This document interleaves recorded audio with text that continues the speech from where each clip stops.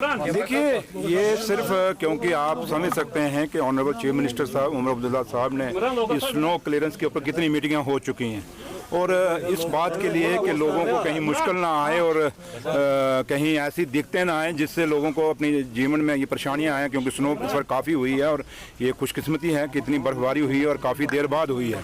तो लिहाजा उसी सिलसिले में मैं देखना चाहता था, क्योंकि इनकी स्लाइडों में तो हमने देखा, ये मशीनें सारी देखी, लेकिन मैं हकीकत में देखना चाहता था कि वाकया ये स्लाइडों पे ही मौजूद हैं या ग्राउंड पे भी कहीं ये मशीनें हैं या नहीं हैं।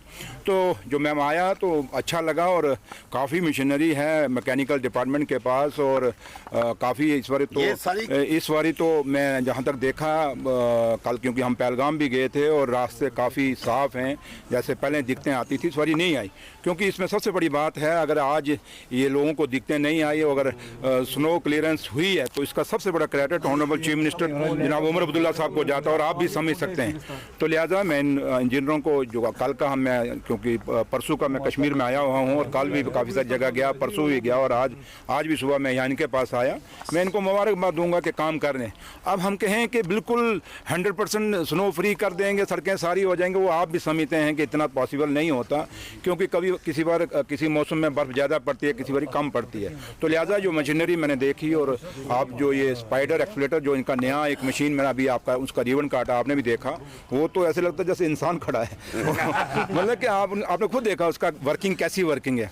तो ये नई टेक्नोलॉजी है,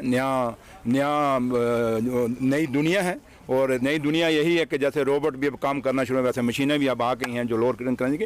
तो लिहाजा इसमें अभी, क्योंकि अभी शुरुआती बर्फ़ है और अभी काफ़ी दिन हैं इसमें और चिले कलान भी है, तो उम्मीद ये कहूँगा। और मैंने यहाँ आने का ये कंट्रोल रूम जो मैकेनिकल का यहाँ आने की वजह सबसे थी कि एक तो मैं इनका फंक्शनिंग देखूँ, इनकी मशीनरी देखूँ और इनको थोड़ा सा हौसला भी देंगे। इन्होंने अच्छा काम किया है तो अभी तक हम इनको शाबाश दे रहे हैं। अगर इसके बाद नहीं कहेंगे कि भाई ड्यूटी चीफ मिनिस्टर आया तो शाबाश दे के चला गया तो डिले पड़ जाएंगे, वो नहीं होगा। मैं बीच में कभी अचानक भी आ जाऊंगा।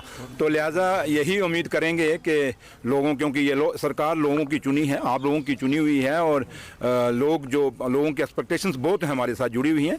तो उम्मीद यही रहेगी कि कोशिश यही रहेगी कि लोगों की जो उम्मीदें हैं, जिस विश्वास और उम्मीद के साथ हम लोगों को उन्होंने जम्मू कश्मीर की गवर्नमेंट हमारे हाथ में दी है, कोशिश यही करेंगे कि लोगों को लगे कि भाई जो सरकार हमारी चुनी हुई सरकार है, जो लोगों की चुनी हुई सरकार है, वो उनके लिए काम कर रही है। मुश्किलें हैं, थोड़ी सी हैं कि अभी बीच में अभी स्टेट का दर्जा पूरा नहीं है, जिसके लिए हम लड़ाई लड़ रहे हैं, स्पेशल स्टेटस का उसकी भी लड़ाई लड़ रहे हैं। तो लिहाजा वो लड़ाई तो हम लड़ेंगे, लेकिन इसका मतलब नहीं हम कहीं लड़ाई लड़ेंगे तो हम कहीं काम ना करें। काम करेंगे और करने की कोशिश कर रहे हैं। और आप मीडिया की भी सपोर्ट चाहिए और आवाम की भी सपोर्ट चाहिए, हमें सरकार को भी चाहिए और हमारे जो मुलाजिम हैं, हमारे ऑफिसर्स हैं, उनको भी चाहिए, क्योंकि दोनों का मिलजुल के ही बात बनेगी। तो लिहाजा यही कहूँगा कि ऑफिसर्स से यही मैं रिक्वेस्ट करूँगा कि आप अपनी जिम्मेदारी को निभाइए, ताकि आपको भी वाहवाही मिलेगी, सरकार को भी वाहवाही मिलेगी और लोगों का आना जाना ठीक रहेगा। सुरेंद्र जी, कल जो उमर साहब की 1.5 घंटे की मीडिया इंटरेक्शन थी, उसके बाद डिफरेंट पॉलिटिकल पार्टीज ने रिएक्शन दिया और काफ़ी क्रिटिक भी किया गया, खासकर जो अलग अलग मुद्दों पे उन्होंने बात की। So how would you react? देखिए, हमेशा पत्थर, आप कौन से कभी सफेदे के पेड़ को पत्थर मारते हुए देखा कोई?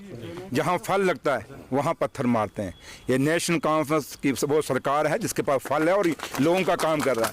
अब जिनको नाच ना जाने वो आंगन टेढ़ा, खुद रहे तो खुद किया कुछ नहीं। उसमें तो बड़ी बातें करते थे, उसमें कहते थे टॉफी लेने गए, दूध पीने गए। तो आज वही बात करें, अगर वही लोग हमें आग सिखाएं तो हम उनसे सीखने वाले नहीं। हम जानते हैं, क्योंकि हम लोगों से जीत के आए हैं, लोगों ने जिता के भेजा है। हमने लोगों के एक आदमी के, अपने जिस कॉन्स्टिट्यूंसियों से आए हैं, हमने वहाँ पे काम किए हुए तब जीत गए। हम किसी वेव के कारण नहीं आए या किसी के कारण नहीं आए। अगर आज नेशनल कॉन्फ्रेंस का एक कैंडिडेट जो जीत के आया है वो डॉक्टर फारूक अब्दुल्ला साहब की क़यादत में और उमर साहब की क़यादत में जीत के आया। और यही विश्वास है लोगों को कि नेशनल कॉन्फ्रेंस एक ऐसी पार्टी है जिसकी गवर्नमेंट है, वो काम करेगी। तो लिहाजा बाकी जो कहते हैं, जो बोलते हैं, बोलने वाले बोलते रहे, हमें क्या, हमें काम से मतलब है। अब उनको हम थोड़ा जवाब दें, हमें जवाब दे है लोगों को, जिन लोगों ने हमें वोट डाला है, हमने उनको जवाब देनी है। इनको क्या ऐसे सरप्राइज हुए हैं, कल से लोग हैरान हुए हैं कि जो उमर साहब ने कहा कि 200 यूनिट तब मिलेगा जब 100% मीटरिंग होगी, लेकिन मैनिफेस्टो में पहले ये नहीं कहा गया था। और इवन कि आप ही उमर साहब ने कहा था कि मीटर्स को तो हम दरियाई जहन्नम में फेंक देंगे। देखिए सुनिए मेरी बात, कुछ चीज़ें हैं कि हमने नहीं लगाई। मीटर कौन लाया? जिन्होंने मीटर लाया, कभी काश उनके खिलाफ भी कोई बोले, उनको भी सवाल पूछे भाई मीटर क्यों लाए जम्मू कश्मीर में। जम्मू कश्मीर में सबसे बड़ी मुद्दा इस समय है, लोगों को बिजली से भी कोई वास्ता नहीं है। मेरे बुजुर्ग वो थे जो बिजली के बगैर पढ़ाइयाँ की, मेरे बुजुर्ग वो थे जिन्होंने सड़कों के बगैर भी इन इलाकों में चले, चाहे वो कश्मीर हुआ, चाहे वो जम्मू हुआ, चाहे वो खिता पीर पंचाल हुआ, चाहे चिनाब वैली हुई। तो हमारे बुजुर्गों ने कभी बिजली या इन पानियों, बावलियों और कुओं से पानी लेके हम लोगों को पढ़ाया हुआ है। तो इसलिए लोगों की सबसे बड़ी हमारी आज हमें चिंता है कि हमारे बेरोजगार बच्चे को रोजगार कैसे मिलेगा।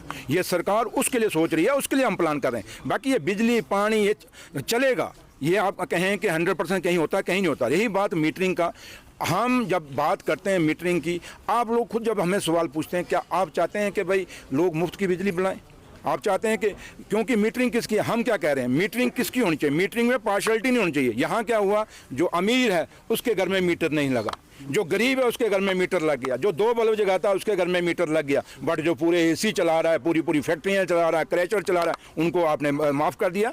इसलिए ये सरकार वो बैलेंस करेगी, जो जितनी बिजली जगाएगा, मीटर से डरने की जरूरत नहीं, जितनी बिजली जगाओगे उतना बिल देना ना।